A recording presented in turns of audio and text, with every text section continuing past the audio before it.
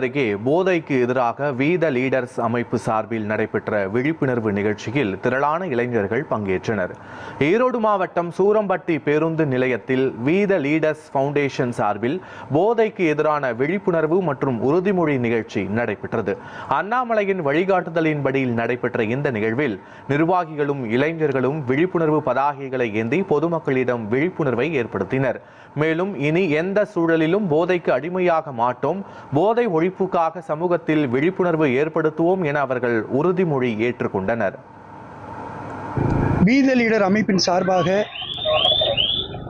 எங்களது நெஞ்சமெல்லாம் நிறைந்து தமிழக மக்களின் ஏகோபித்த அன்பை பெற்ற நம்பிக்கை நட்சத்திரம், அவரால் மட்டும்தான் தமிழகத்தை மீட்டெடுக்க முடியும், மாற்றத்தை உருவாக்க முடியும் என்ற நம்பிக்கையோடு மக்கள் அனைவரும் நேசிக்கக்கூடிய அன்பிற்கினிய தலைவர் அவர் அடியெடுத்து வைத்த முதல் நிகழ்வே போதையில்லா கலாச்சாரத்தை உருவாக்க வேண்டும், போதையிலிருந்து மக்களை மீட்டெடுக்க வேண்டும், போதை பழக்கத்திற்கு யாரும் அடிமையாக கூடாது.